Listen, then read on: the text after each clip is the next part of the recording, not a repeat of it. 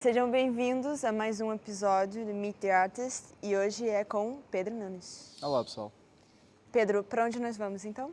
nós vamos até à Azad descobrir se as minhas coisas ainda estão lá no ateliê e se as senhoras da limpeza não tiraram tudo para fora. Eu estou só a fazer o esforço máximo para não olhar por aquela direção. Não, você pode Eu não você sei o pode que é que há olhar. lá. Não tem problema, você pode olhar. Assim. Strike a pose. Não, como é que é outra do... o Plus Steel. Eu sempre gostei de grandes cidades, como cresci perto de Lisboa, quis estar num centro cultural muito maior. E quando crescia, os centros culturais ou era Berlim, ou era Paris, ou era Londres, pelo menos na Europa. Berlim, desde quando lá fui, gostei, mas não senti muito em casa. Londres, é interessante, mas não sei, é muito mais caro, como agora também está fora da União Europeia, também é muito mais difícil ir para lá. Paris, que sempre que lá fui, adorei. Eu comecei a fazer lá alguns amigos, gosto imenso de estar lá e das coisas todas que tem para oferecer. Tem imensas coisas de fotografia, que é o médio que eu mais utilizo, que são muito interessantes, como a Casa Europeia da Fotografia, o Centro, a Fundação Cartier-Bresson, o Centro Pompidou também tem exposições bem interessantes de fotografia e de outros fotógrafos, e não só, todo o tipo de arte. E então, quando a oportunidade surgiu de estudar para Erasmus e havia realmente uma escola lá, eu fiquei tipo, tenho de ir. E então aproveitei e estou a ir. A pessoa com quem eu estava na altura ia fazer uma viagem e ela queria comprar uma máquina fotográfica e tinha visto na altura no Tumblr. Apareceu tipo umas... Sempre tocando nas nossas vidas. Exatamente. Apareceu-lhe umas analógicas, umas da Lomography, daquela marca, que são aquelas de plástico, meio divertida. Comprámos uma Diana, esqueci que se chamava, aquelas pretas e azuis de médio formato. E desde então pusemos o primeiro rolo, ela levou para a viagem e eu é que continuo a utilizar mais a câmara. Então quando vínhamos aqui à Feira de Olharias do Parque, na altura em que ainda conseguias comprar câmaras a menos de 10 euros, comecei a colecionar câmaras analógicas e usar todo o dinheirozinho que tinha para comprar rolos na Fotofranco, que na altura era 6 euros revelar e imprimir. Nossa, e ainda vinha com um 6 rolo de euros. graça. Mas eu só tinha tipo 6 euros por mês para gastar, então era um rolinho por mês. Quando comecei a fotografar, mais ia revelar em casa, ia fazer as coisas todas por mim próprio, como saía tão mais barato. Eu dava por mim, havia uma coisa em fazer. Por acaso na sua casa gastava está quase cheio de fotografia. É isso, porque é tipo, tenho imensos dossiês cheios de negativos, de arquivos, provas de contactos por todo lado, prints, não sei o quê, porque depois também não só digitalizava em casa, como também as imprimia, queria construir o meu laboratório todo. O que a mim me dá mais pica na fotografia neste momento é ver a impressão finalizada. Isso é que eu gosto, é impresso. Na parede. É isso. Aí é quando eu fico mais excitado pela imagem. Porque até lá só estás a ver um trabalho que não estás a ver nada, é muito abstrato, não é? Principalmente na fotografia analógica estás a trabalhar sempre com algo que não vês diretamente o que é que está a acontecer. Ok, vês o negativo, consegues analisar se a densidade está boa, se os tons estão mais ou menos coerentes. As provas de contacto também geralmente vêm assim todas um bocado com as cores erradas e tudo, então também não reparas muito. E depois o processo também todo, se fores para o processo digital, de digitalização, é tudo coisas muito técnicas que não são muito criativas. Só quando tu vês a impressão finalizada é que tu vês, ok, os steps todos que tiveste de tomar para ter aquilo concretizado.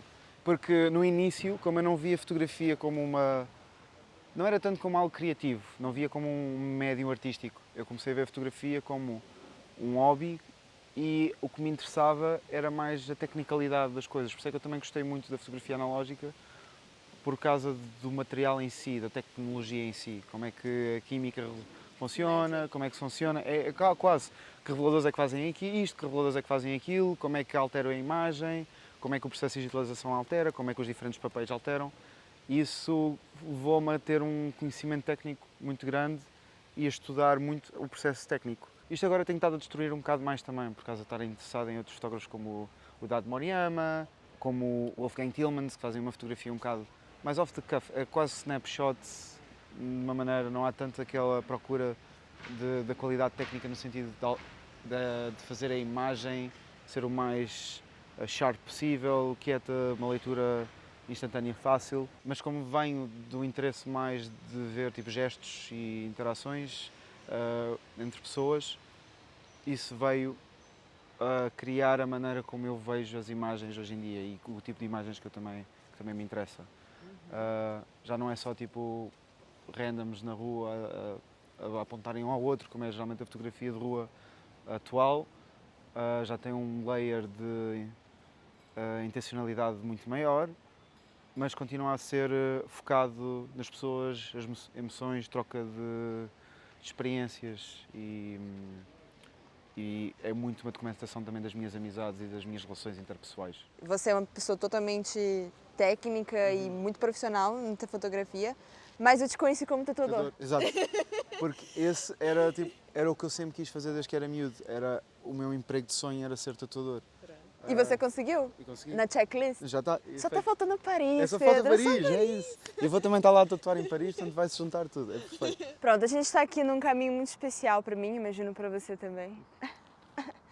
Eu já almocei muito nesse corredor, já comi muito rápido, já saí correndo, já chorei, já conversei, já bebi, já fiz tudo aqui nesse Todos caminho. nós tropeçámos, chorámos, apaixonámos, tivemos ódios, tudo, todas as emoções possíveis. Esse caminho aqui é especial para todo mundo que já estudou aqui na ESAD, não é? Então, simbora por esse caminho.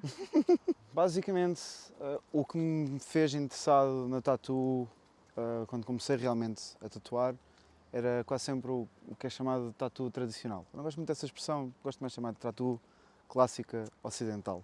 E então, quando eu faço os meus designs, geralmente, por causa de ter esse interesse, ou vou buscar as referências originais que eram usadas na época, daí a xilogravura japonesa, tudo o que seria parte do zeitgeist cultural do início do século passado. Eu acho que vinha também de uma linguagem que era baseada bastante no folclore e no tipo de ilustração folclórica ocidental. Portanto, por isso é que também tens uma grande diferença do que é a tatu tradicional americana para o que é europeia. Geralmente as pessoas veem tatu tradicional e assim logo à América, mas os europeus tinham uma influência e uma expressividade muito única e é mais aí que eu vou buscar. Geralmente eram desenhos muito mais detalhados, eram muito mais inspirados pelos japoneses do que os norte-americanos eram e também usavam linhas muito mais finas, eram desenhos mais delicados. Tinhas muitos mais elementos florais, muito mais imagens relativas ao amor ou a algum tipo de emoção. Na América era mais símbolos patriotas, imagens que mostravam virilidade ou que expressavam algum tipo de força. Os europeus eram muito mais delicados nesse aspecto e é aí um bocado que eu gosto mais de ir buscar. Neste momento sinto que está a haver uma transição também no meu trabalho em tatu, porque também estou a ver que esse tipo de iconografia começa a ser um bocado repetitiva, especialmente no mundo da tatuagem.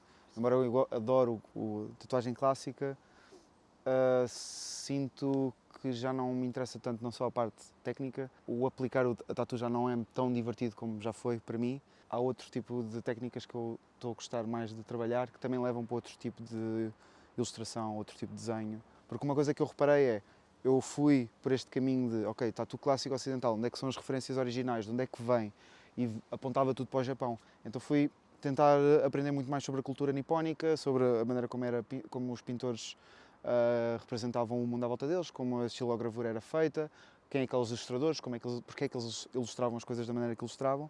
E aquilo com que eu me debati sempre é que era tudo baseado em cânones culturais que estavam muito presentes e faziam parte da estrutura social japonesa daquela época. Eu não fazendo parte daquela cultura nunca vou saber a 100%. Então comecei a pensar assim, ok, então porquê é que eu não vou virar outra vez os olhos para a minha cultura, ver de onde é que vêm todos os símbolos atuais, até porque estando a estudar História da Arte aqui na licenciatura e mais tarde no mestrado, e estar a estudar arte, também tenho um contacto com os processos criativos dos artistas europeus muito forte. E também saber de onde é que vem a minha cultura, por fazer parte dela, ajuda-me a criar imagens e coisas que venham mais de encontro à nossa linguagem atual. Então é um bocado difícil, neste lado, para mim, pelo menos, estar a criar essa linguagem nova de autoexpressão em desenho e em ilustração que possa ser transmitido para a tatuagem, porque tem de ser uma forma de expressão que um cliente muito particular goste. Porque não só ele tem de gostar do tipo de ilustração, como também tem de se ver naquela ilustração. Não vai sair nunca mais. Sim. Por isso é que eu acho que também a tatuagem cai muito em repetição e cânones do que é considerado a tatuagem. Porquê? Porque um cliente já está familiarizado com o tipo de ilustração, já está familiarizado com uma mitologia toda. Isso que a gente também não está faz parte. falando de plágio, né? Exato, pois, porque depois também podemos ir por aí, que na tatu, como isto é a minha leitura, não são propriamente artistas, são artesãos, eles caem no saber fazer e na repetição técnica. Ou seja, quando tu vais a um artesão que faça cestos em serrapilheira, ninguém vai estar à espera que ele faça o cesto de serrapilheira de uma forma única.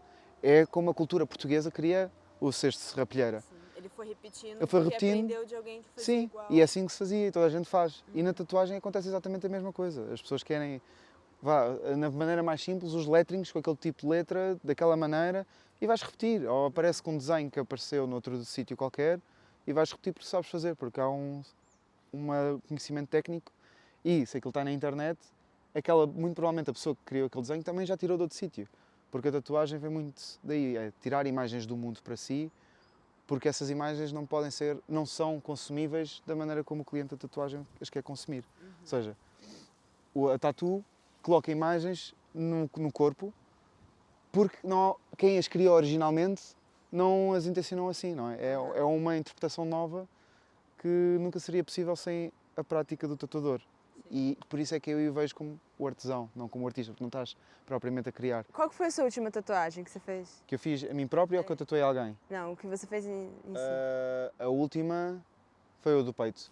Essa foi a última que eu fiz. Mas você fez, não foi si próprio, foi? Não fiz a mim próprio. É isso que estavas a perguntar, é que eu recebi ou que eu fiz a alguém? Não, que você recebeu mesmo. Ok, sim, foi a do peito.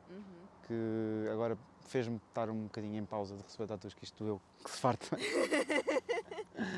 Mas tem grande estilo.